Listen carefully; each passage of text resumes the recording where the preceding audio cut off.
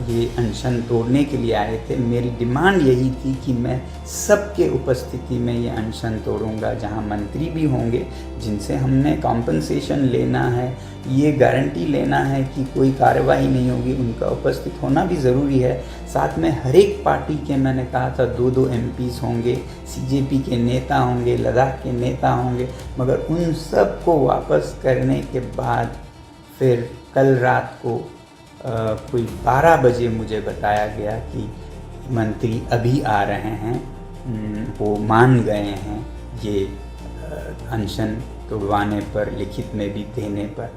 21 तारीख को, ट्यूसडे को, ऑर्डर के बाद रात को मैं यहाँ गुड़गांव के हॉस्पिटल, वेदांता हॉस्पिटल में पहुँचा और उसी रात, देर रात, केंद्रीय मंत्री JP नड्डा जी और जितेंद्र सिंह जी आए। मुझे बताया गया इस एजेंसी के अफसरों ने कि वो आ रहे हैं कुछ बात करने, और फिर आए और उन्होंने कहा कि आप अनशन तोड़िएगा, हम चाहते हैं अनशन आपका न रहे, वगैरह वगैरह। मैंने उन्हें कहा कि मैं यूं ही तोड़ने के लिए तो बैठा नहीं हूँ, शर्तें होंगी, उनको आप माने तो मैं अनशन तोड़ भी दूंगा। तो शर्तें पूछी गई हमसे। मैंने कहा अकाउंटेबिलिटी इन एजुकेशन मिनिस्टर का रेजिग्नेशन, वैसे ही मैंने कहा जो छात्र हैं सुसाइड विक्टिम्स, उनको कॉम्पनसेशन दिया जाए, पार्लियामेंट में इस इशू पर और अकाउंटेबिलिटी पर पूरा बहस किया जाए। और एक नया हमने जोड़ा, जो भी छात्र CJP के और बाकी उनके लीडरशिप जिन्होंने प्रदर्शन किया है पीसफुली जंतर मंतर पर, और फिर 20 मार्च को संसद मार्च किया, उनमें से किसी पर भी कोई कानूनी कार्रवाई नहीं किए जाएंगे, FIR नहीं किए जाएंगे, तब मैं ये अनशन तोड़ूंगा। तो उन्होंने 1-2 को तो मानने की रजामंदी जाहिर की, 2-3 पर वो पूछ के बताएंगे ऐसा कहा, और फिर वो चले गए। अगले दिन शायद वो आएंगे, ऐसा मुझे बताया गया था कि आप तोड़िएगा, हम इस पे बात करके आएंगे और हम आपको अनशन तोड़वाएंगे। मगर मैं नहीं चाहता था कि मैं अनशन उनके हाथों तोड़ूं, केंद्रीय मंत्रियों के हाथों। इसीलिए मैंने मांग की कि जो हमारे अलग अलग दलों के, राजनीतिक दलों के सांसद हैं, वो सब जितने आ सकें आएँ, और फिर हमारे छात्र नेता CJP के आएँ, और लद्दाख के जो नेता लद्दाख से यहाँ आए थे वो आएँ, और उन सब के उपस्थिति में मैं अनशन तोड़ूं।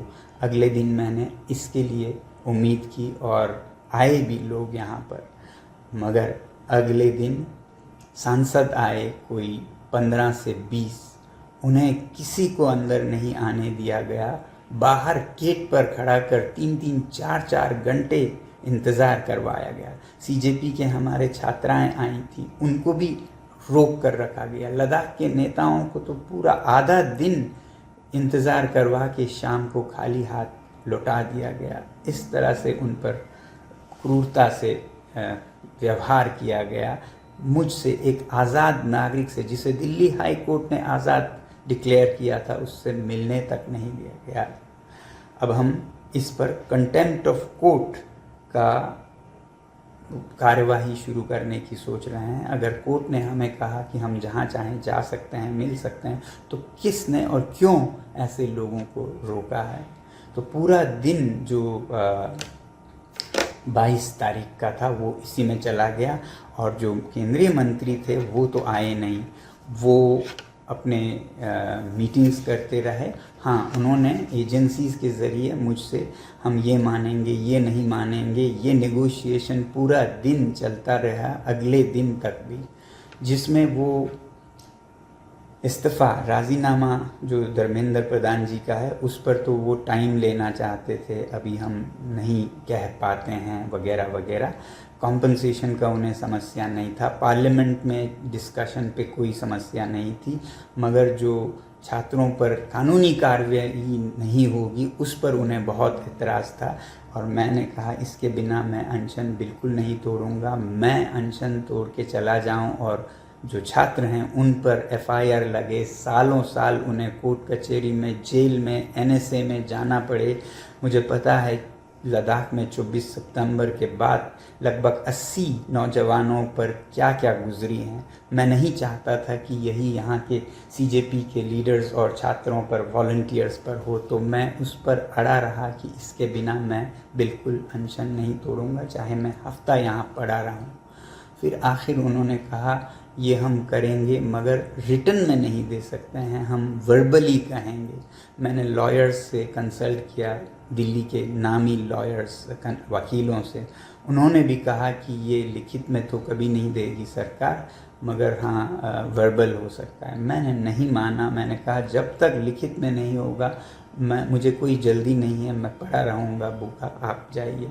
मगर देश में जिस तरह से बढ़ता जा रहा था छात्रों का आक्रोश, उसके चलते फिर 23 तारीख यानी कि कल रात को खबर लाई गई कि वो मान गए हैं लिखित में देने के लिए भी कोई छात्रों पर कार्यवाही नहीं होगी। साथियों, मेरा इस मुद्दे पर सबसे ज़्यादा ध्यान था कंडीशंस में से कि ये जो लीगल एक्शन है, ये एफआईआर्स हैं, उस पर, ना कि इस्तीफ़ा पर। जो रेजिग्नेशन है वो भी एक कारण है। मैं कह रहा था एक और वीडियो में कि मेरा दिमाग अलग तरीके से चलता है। मैं इस रेजिग्नेशन को बहुत ज़रूरी मेरे द्वारा करवाना नहीं समझता हूँ। आपको पता है ये रेजिग्नेशन जो कि छोटी सी बात है इस सरकार के लिए, ये ऐसा न करने से उन्हें कितना नुकसान हो रहा है। पूरे देश में उनकी नाम बदनाम हो रही है, गुस्सा हो रहा है, नफ़रत कर रहे हैं लोग। मुझे ये पता था कि इस तरह से वो ज़्यादा टिक नहीं पाएंगे। वो रेजिग्नेशन वैसे ही आज या नहीं तो कल देंगे, और नहीं तो मेरे अनशन तोड़ने के साथ आंदोलन तो ख़त्म नहीं होगा, तो हमारे सीजेपी के जो छात्र हैं वो करवाएंगे। इस पर ध्यान देने से ज़्यादा मुझे छात्रों की रक्षा, सुरक्षा पर देना था, ताकि वो जब कार्रवाई करें तो उन पर कानूनी कार्रवाई ना हो, वो कवर में दे सकूं। बाकी वो कर सकते हैं। और क्योंकि उन्हें ही नुकसान हो रहा था तो मुझे पता था ये जल्द ही हो जाएगा रेजिग्नेशन का काम भी, इसलिए मैंने उस पर ज़्यादा जोर नहीं दिया। फिर कल रात को लगभग 12 बजे, रात के 12 बजे, जबकि दिन में इतने सारे लोग आए थे, छात्र आए थे, नेता आए थे, एमपीज़ आए थे, जो कि ये अंडरस्टैंडिंग और ये अनशन तोड़ने के लिए आए थे। मेरी डिमांड यही थी कि मैं सबके उपस्थिति में ये अनशन तोड़ूंगा, जहां मंत्री भी होंगे, जिनसे हमने कॉम्पनसेशन लेना है, ये गारंटी लेना है कि कोई कार्रवाई नहीं होगी, उनका उपस्थित होना भी ज़रूरी है। साथ में हर एक पार्टी के, मैंने कहा था 2-2 एमपीज़ होंगे, सीजेपी के नेता होंगे, लद्दाख के नेता होंगे। मगर उन सब को वापस करने के बाद फिर कल रात को कोई 12 बजे मुझे बताया गया कि मंत्री अभी आ रहे हैं, वो मान गए हैं ये अनशन तोड़वाने पर, लिखित में भी देने पर। अब एक तरफ मेरा सबसे बड़ा डर और ये जल्दी करने का कारण ये था कि आपको याद होगा दिल्ली में हालात इस तरह बनते जा रहे थे कि कभी भी कोई बहुत बड़ा क्रैकडाउन हो सकता है। कल रात को जो मैं वीडियोस देख पा रहा था उससे लग रहा था कि कनॉट प्लेस एरिया में बहुत बड़ा कुछ होने वाला है। आप ही लोग रिपोर्ट दे रहे थे और मुझे बार बार याद आ रहा था लद्दाख का 24 सितंबर, जिसमें बहुत बेरहमी से पुलिस और सीआरपीएफ ने गोलियां सर में, सीने में मार के लद्दाख के युवाओं का कत्लेआम किया था। और वो यहाँ हो सकता है, इसका मुझे डर था। और अगर ऐसा कुछ होता है तो फिर ये अनशन का मतलब ही नहीं रहेगा।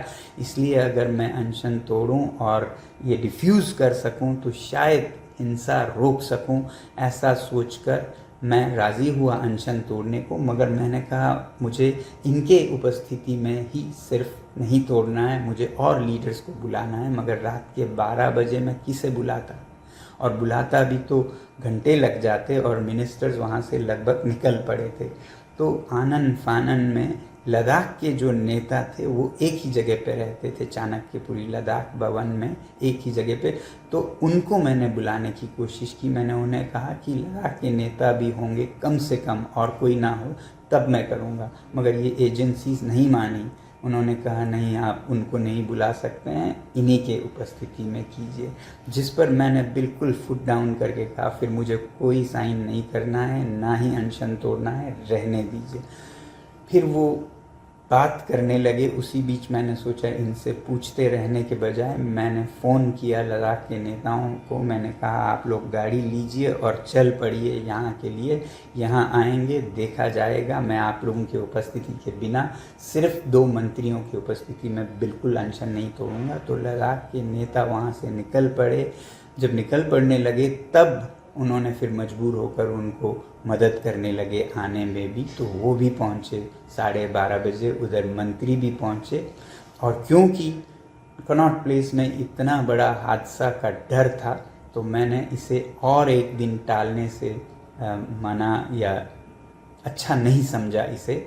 और जितना जल्दी मैं ये कह सकूं कि मैं अनशन भी तोड़ रहा हूं, कृपया शांति रखिए, बेहतर होगा देश के लिए। और एक जगह अगर हिंसा हो गई तो तमाम शहरों में हिंसा होगी। आप समझ सकते हैं क्या हो सकता है। आप घर बैठे सोफ़ा पर से इसके साथ क्यों अनशन तोड़ा, उसके साथ क्यों नहीं तोड़ा। बहुत आसान है आपके लिए कहना कि इसमें क्या सौदा हुआ, क्या डील हुआ, बहुत आसान है। अपने ज़बान को ज़रा तोल कर बात कीजिएगा।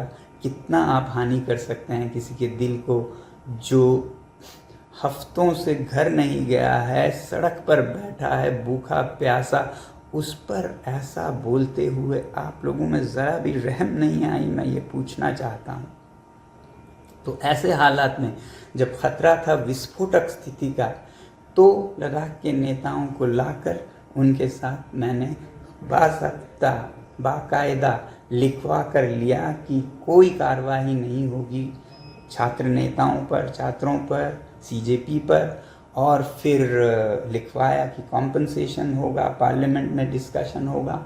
हाँ, मैंने अकाउंटेबिलिटी के बारे में उनसे ज़रूर कहा कि आप समय लेके भी करिए, मगर ये करना होगा आपको। जोर नहीं दिया क्योंकि मुझे पता है ये वैसे भी होने ही वाला है। तो मैं और 2 दिन के लिए इसको क्यों टालता। इस जितना जल्दी होता भारत की शांति के लिए ये उतना ही काम आता, ये अनशन का तोड़ना। तो ऐसे हालत में कल मेरा अनशन तोड़ना हुआ। मेरे सबसे बड़ा दुख था कि मुझे उन हालात में तोड़ना पड़ा, रात के 12:30 बजे, जिसमें मेरे साथी जो छात्र हैं वो भी नहीं आ पाए। जो एमपीज़ यहाँ आए थे मिलने के लिए मुझसे, जिनको मैं बुलाना चाहता था दोबारा ताकि मैं उनके उपस्थिति में उनके हाथों से भी लेकर अनशन तोड़ूं, वो नहीं आ पाए। वो मेरे दिल का सबसे बड़ा दुख होगा। मगर फिर कहते हैं ना, कभी किसी को मुकम्मल जहां नहीं मिलता, कहीं ज़मीं तो कहीं आसमान नहीं मिलता। 100% आपको हर चीज़ नहीं मिलता है, आपको निभाना पड़ता है। वही मैं आपसे भी कहूँगा, आप किसी भी विचारधारा के होंगे, आपको बीजेपी से समस्या होगी, आपको कांग्रेस से समस्या, आपको सोनम वांगचुक से समस्या होगी, मगर हर चीज़ में आपकी तमन्नाएं पूरी नहीं होंगी। खुंदक जो आपका है वो शायद पूरा नहीं होगा। कहीं पर हमें बैलेंस देखना पड़ता है। कहते हैं ताश के खेल में जीतने वाला वो नहीं है वो जो ज़्यादा किस्मत जिसकी चलती है, बल्कि वो है जिसे कब उठकर जाना है ये समझ आता है। तो मैं यही सोच रहा था, अब इसे रोकना होगा, नहीं तो अनर्थ हो सकता है देश में। तो ऐसे हालात में कल 12:30 बजे मैंने अनशन तोड़ा। अगर ये गलत था तो मैं कसूरवार हूँ, मुझे सज़ा दीजिए या मुझे माफ़ कर दीजिए। मैं शायद फिर ऐसा कभी गलती ना करूं कि अपना पूरा ज़िंदगी दे के दिल्ली के सड़क पर इन हालातों में रहूं। मगर नहीं, मेरा ख़्याल ये है कि आप अनजान हैं, आपको ख़्याल नहीं है क्या यहाँ हालात थे, कैसे मुझे रखा गया है, इस दिल्ली को कैसे नॉर्थ कोरिया बनाया गया है, जिस पर कि सवाल उठने चाहिए, जिस पर कि हम कोर्ट में भी चैलेंज करेंगे कि कैसे नागरिकों को ऐसे ट्रीट किया जाए जब दिल्ली हाई कोर्ट अपने फैसले सुनाती है। ये एक अलग चैप्टर है, मगर जो भी गुज़रा है उसके बावजूद ये सब सहते हुए भूख के ऊपर ये सब हमने किया है। आपके लिए कहना बहुत आसान होता होगा, मगर हमारे लिए हर चीज़ में से गुज़रना, उसे जीना और उसमें से फिर निकल कर आना उतना आसान नहीं है। तो थोड़ी सी आप भी मन में संवेदना रखिएगा।